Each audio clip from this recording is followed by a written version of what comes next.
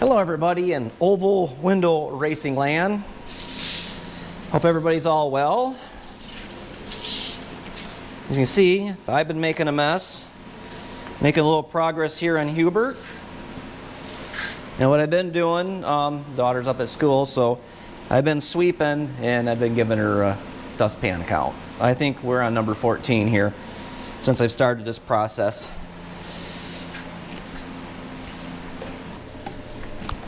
A little here, a little there, just making Hubert better. I should probably save this piece of steel here. Never know when you might need some more steel.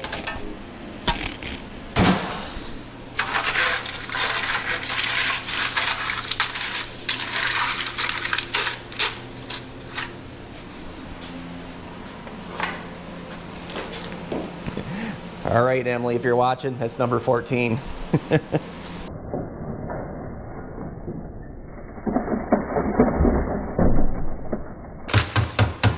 Kind of a small dustpan this time, but the update, before I showed you I had this heater channel in. Got that heater channel in over there, but I'm only welded on the A pillar. I haven't got that part welded yet, but if you remember me, get a light here. Voila, that's probably a little better. You can probably see now. I need to get a shop vac in here because part of Hubert's winding up on his floor pans. But I've got this thing. I've got this lower pillar. I think I consider this the B pillar. If you remember, get the light out of the way. If you remember, that's the piece I had to build. I painted it black just to kind of help protect it because it's going to be a while before we get any type of primer on this thing. It's going to be a slow process. But if you remember me telling you I couldn't find that piece, well, I went to get the lower quarter panels, and here we go. And look at that. They actually have that piece built into the quarter. I completely forgot about that. So when I go do this side of the car, I won't have to make that piece. I'll have it already ready for me, which saved a little bit of work, even though I'm proud of my work over there. The lighting's horrible. But yeah, Hubert's coming along slowly. And my engine's still sitting there. I'm still working on Moon Buggy. Actually, Mike's going to be over here. It's going to be over here, and we're going to be getting a little bit done on the on his engine. Probably, hopefully, get the short block together. Speaking of light, I got something from Harbor Freight. It's a 1000 lumens shop light, and this sucker's pretty nice. We'll plug it in and show it to you. Trouble with this shop light I use right here. Voila. It's nice, but it's hard to hang anywhere. And whenever you try to hang the thing, you want it to shine one way, it rolls the opposite way. So I'm hoping that this will be a little different. It's actually nice, light.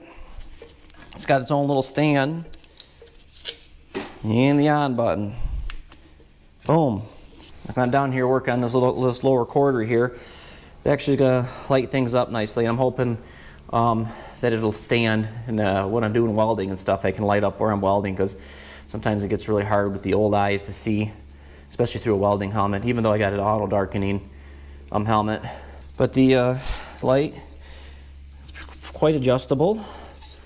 You can go up, down, and turn it around. Surprised they didn't put a hook on the top, but I guess you can probably fab something up. Like when you start getting in here on the floorboards and stuff, it'll light some stuff up really nicely.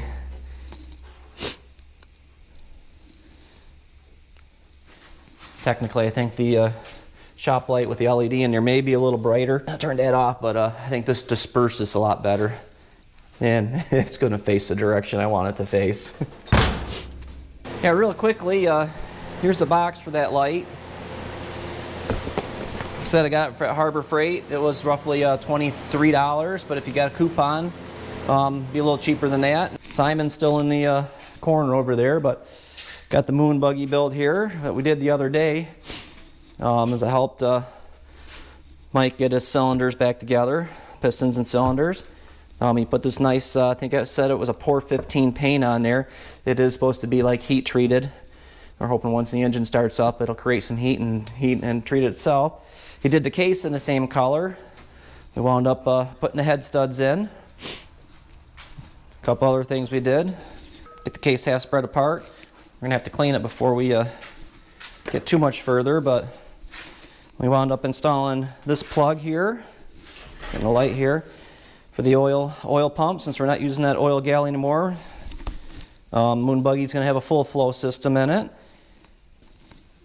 Like I said, we got all the head studs on, and then we got this little plug back here. This engine must have sat outside, and I don't know if bugs got in there, or if it was sat in a sand or dirt or whatever, but that one oil galley was completely plugged. We were able to get oil flow. Maybe one of these days I'll show you a little trick that I've learned throughout the years next time I have a case, but always make sure the oil passages are clean. But we could get fluid to come out of these and this one, but we could not get any fluid to come out of this oil galley back here. And sorry, the heater's on, it's going to be noisy again. I'll show you. We flip this over here, you can actually see the oil galley. But this plug that we plug runs this oil galley right through here, comes all the way here. A lot of times when I build an engine, I'll have these removed from the machine shop will do it, just so I can get in there and clean really good. But we thought this was a good case, and this is an extra charge for that. First time, I've never pulled one of those plugs before, but actually it was pretty easy. I just used a drill and a screw and a slide hammer. You know, drill a little hole, screw the screw in there, and use the slide hammer, and it popped right out. The trick was the drill and tap without ruining anything. But it looks like it's going to be good to go. The oil galleys flow really nicely now. But yeah, this oil galley runs the whole case, but then it also goes down to here for this lower oil relief, and then up here to the oil cooler. And I know as many times as people have told me how these oil galleys work and which goes where before the oil cooler, the oil relief, I get all confused and a little backwards. Yeah, another little quick note. I don't remember if I showed you guys with Jeremy's engine, but we wound up putting one of these long extended pickup tubes from CB Performance again. And it's really nice because, I'll show you, it's all one piece. Saves you from doing this. This is something that I just took the extension and actually welded. Again, I'm not a welder, I'm a grinder, but yeah, I welded the extended tube on there. This works just as well too. The nice thing about the CB tube is that it's already done. The hardest part is just measuring and cutting, but they got to cut the tube here, but they give you a template, judging by what size extended sump you're using and how you should cut it. The other thing, again, here's some push rod tubes. These are the, I don't know what brand these are. Mike picked them up at one of the local dune buggy shops around here, but I see CB Performance was advertising kind of the same tube. I don't know if you can see there in the package, but they've only got the spring ripple. They've only got these little spring ripple things on one side, and the other side is isn't like that. I think their theory is, so if you're running a high lift rocker arms and cam, it helps keep the push rod from rubbing on these some or at all. I don't have any experience running these. I've run kind of the stock style ones with the little springy guys on both sides. Probably as fancy I've got is they make them with like a windage tube where a little lip on this side's a little longer, keeps the oil splash down. But I will highly recommend you clean these before you install them. Run them through a parts washer, rinse them off, blow them out with air, and then go and install them, because you don't know where they've been, you don't know how well they're cleaned. There could still be little weld beads in there, because these things are, I believe they are welded together. But yeah, Mike will be over shortly, and we're going to get assembling this short block. So stay tuned. I'll show you the results when we're done. Hang in there.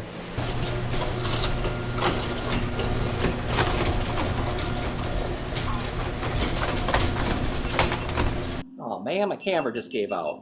No, What are you doing? I'm here. Are you ready to build some sweetness? We gotta finish this. All right. I'm getting excited. All right, guys. Here's what we got done with the moon buggy build.